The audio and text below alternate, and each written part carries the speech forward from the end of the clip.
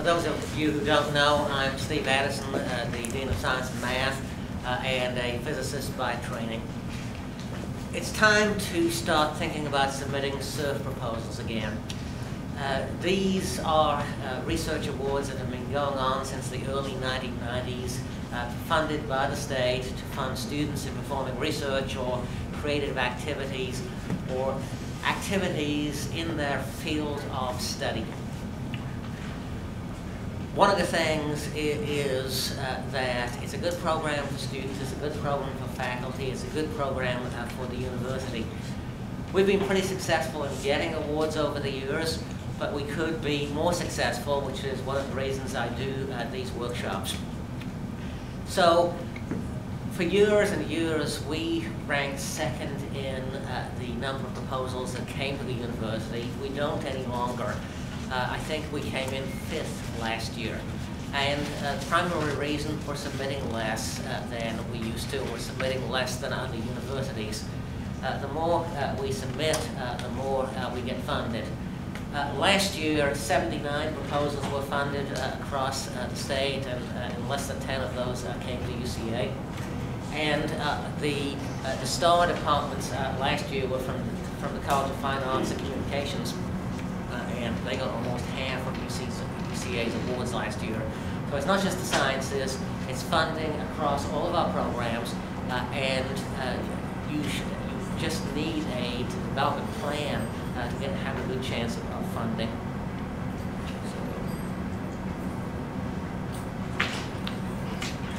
I've been a reviewer for a variety of agencies since 1990.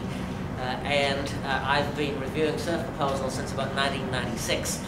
I've also been a very successful proposal writer. My personal success rate is well over 50%, and since the average rate of funding for proposals is 1 in 10, that's a really good success rate.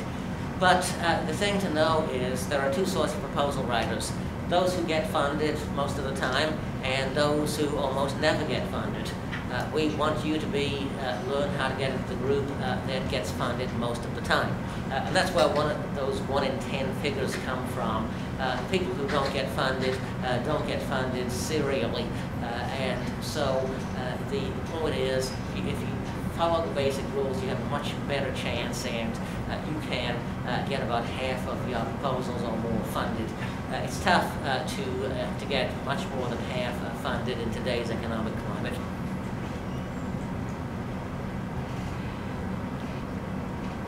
So these are the breakdown of the proposals. There'll be 50 or more awards, and I would expect about the same number as last year, so somewhere around 79. There was actually funding, I think, for 70 full awards, but not everyone asks for all of the money, hence 79 ended up being funded. There'll be 200 or more applications. Actually, there were almost 400 applications last year, so there will be lots of applications. 60% of the funds are in the STEM disciplines: science, technology, engineering, and mathematics. 40% are in all of the other disciplines, and that's the historic breakdown of how the proposal submissions tended to run. 60% of applications came from the STEM disciplines.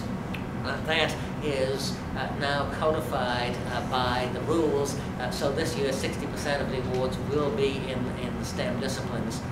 For those of you outside STEM, if the applications from outside STEM went up, those figures would be readjusted. For years we actually looked at how many proposals came in and based them that way, but what that meant was the non-STEM fields often got 30% because that's where the applications were. So while there are only 40% of the awards in non-STEM fields, there won't probably be 40% of the applications. So don't let that breakdown put you off from applying.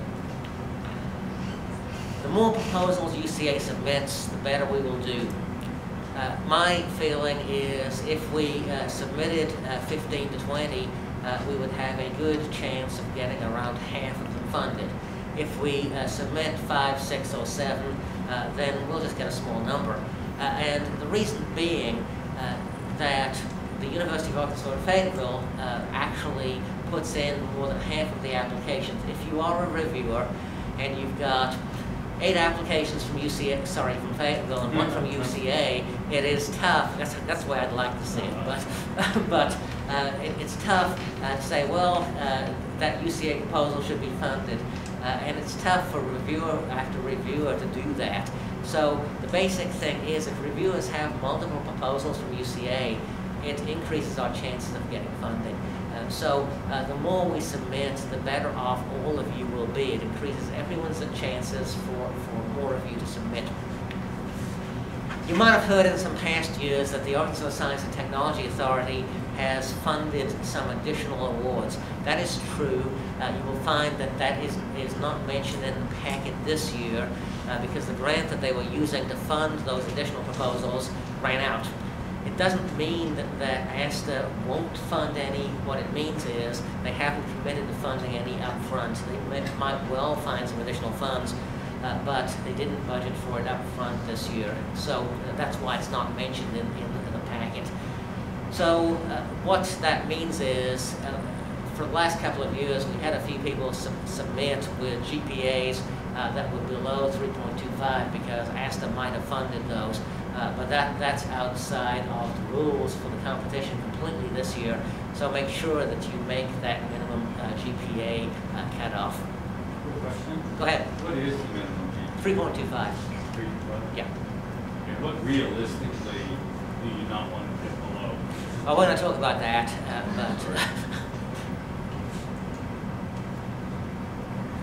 So, eligibility. First one, have to be United States citizen or a permanent resident. The minimum GPA is 3.25. The practical minimum is 3.5. And will there be some awards funded below 3.5? Yes, if they're the only applications from a school that doesn't often submit proposals. So if a 2-year college, like for instance National Park Community College, that has submitted 1 proposal in the last 5 years, submits a proposal and it is 3.26 and it's a decent proposal, it might get funded. If a UCA proposal was with a student with a GPA of 3.26, it would not be funded. It is a scholarship program, and there will be sufficient numbers of students from UCA and other institutions submitting multiple proposals that our students will never be in the situation of, we got a proposal from this institution, should we fund it? That's how those proposals get funded. So the basic thing is you are much better off if you're over a 3.5. You have to be in a program of study that leads towards a bachelor's degree if you're a UCA student. And you must have completed 30 hours of credit towards the degree before you start work on the project. So the funds would be awarded basically for the January semester, provided you have 30 hours at that point, you're okay. You must have a full-time or tenured faculty member to serve as your mentor. The rules are written a little strangely for this because it used to be that faculty had to be tenured or tenure track. The rules were changed and the wording wasn't changed much, so it reads awkwardly when you read it in the guidelines. But provided you have a full-time faculty member, they are an eligible mentor.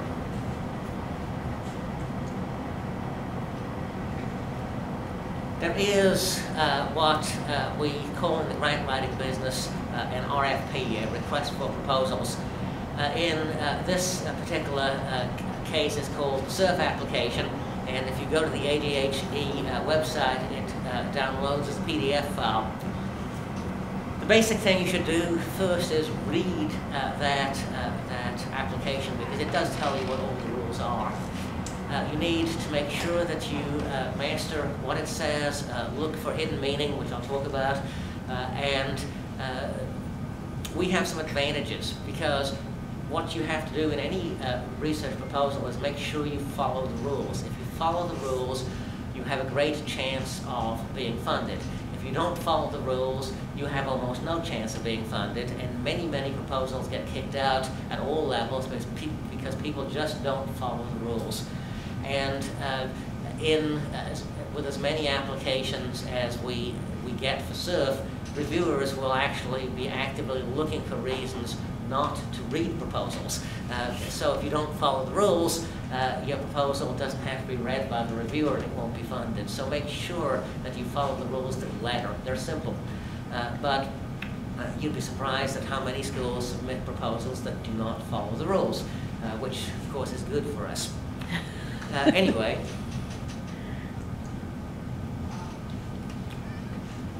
this is a scholarship funded by the Department of Higher Ed. That means it is subject to the scholarship stacking limits. And the way that stacking limits work are explained at the ADHE website. If you have any doubts as to whether you would be able to take up the SURF scholarship, talk to financial aid before you submit the proposal. But what has to happen is you have to have room in your financial packet so that the SURF award doesn't put your finances into exceeding the cost of attendance. So what that means is if you live on campus, the total cost of attendance is $18,053. If you live off campus, it's $20,388. And if you live with your parents, it's $15,023. That is the cost of attendance fall and spring at UCA. Of course, if you go to summer school, the cost of attendance does increase, so that can be taken into account.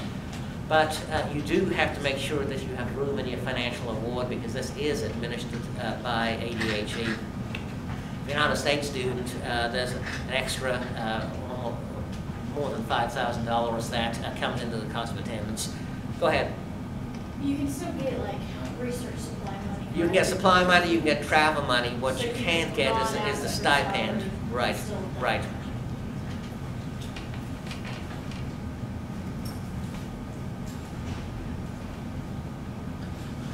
So, let's talk about what your proposal should propose. If you're in research, and as a scientist, my students would be doing research, then your research proposal must propose actual research. If you're in a performance or a scholarship field, then you must perform real scholarship appropriate to professionals in the field. What I'm talking about here is faculty can do two things with students. They can do real work, or they can do what I call student projects. Student projects are where the faculty member knows exactly what's going to happen, knows what the project is going to be, and could basically sit down in a couple of afternoons, figure out the entire product themselves. That isn't going to be funded. What you need to do is work that's professionally appropriate in your field. So if it's research, it needs to be real research. If it is performance or scholarship, it needs to be appropriate scholarship for the field that you're in. And the faculty in your departments can help you with the standards of scholarship. One of the things is if you are in something, let's say you were in history, stuff that can be tied towards things that go on in the state has a higher chance of being funded than things that can't be tied back to what goes on in the state. So if it's outside of the pure sciences where research is well defined, if there is a possibility of a local or state angle, it's worth exploiting because that has tended to increase your chances of being funded. And again, there are past mentors in most departments who could address that with you. So the bottom line is, whatever you do, it has to break new ground both for you and your faculty mentor. Ideally, there's going to be a publishable or a presentable product, and one of the requirements is that you make a presentation somewhere, preferably out of state. They really want you to go to a national meeting. They don't want you to go to the Henderson State Undergraduate Research Conference. They want you, if you go to a regional meeting, to go to a real one. In other words, if it was in the sciences, the Arkansas Academy of Sciences would be a good place. But if it's in psychology, a regional psychology conference, but they really want you to be exposed to professionals, not to other students. So try to avoid undergraduate research conferences, because you'll lose points for that, because the idea is that you show your work to real professionals. Go ahead. Maybe show presented at more than one conference. Sure, but with the $750 that they allot you, probably the funds won't extend to more than one conference. So, going through the guidelines, completed 30 hours by the time you take out the grant, 3.25 plus GPA. Other things, people will be sophomores, people will be juniors, people will be seniors. All things being equal in the proposal, then the decider will be which is the higher level class person. For instance, if a junior and senior tie on a proposal, the award will go to the senior. The message in that is avoid ties, because if the junior writes a better proposal, the tiebreaker won't come into play. So the best proposals are the ones that are funded. Class is only used to break ties. So really, the strength of the proposal is the major thing. We did have to break 2 ties last year on using the class rank. So it can happen, but again, you want to make sure that your proposal is as good as it could be and avoid being in that situation. One of them was ours, so I was glad it's in there, but anyway.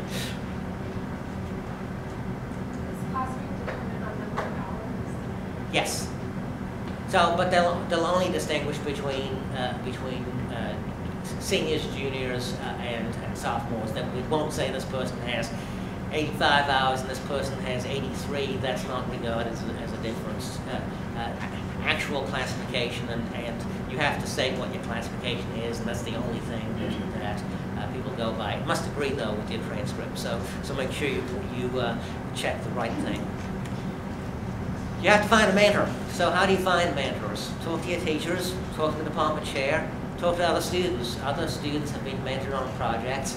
See who they're working with. The people who work with students tend to be the same people. Don't ask people who have never worked with students for 2 reasons. One, they'll probably say no. And if they say yes, they probably won't get funded, because the quality of the mentor also goes into whether you get funded or not. You want to find somebody who's been active in student research, someone who has a track record, and somebody who has got a track record of getting things done. If somebody is new, they will just describe what they did in their previous institution or what they did on their PhDs.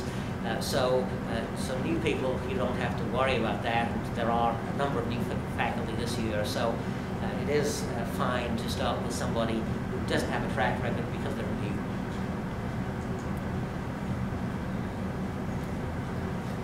There's a review panel. Go ahead.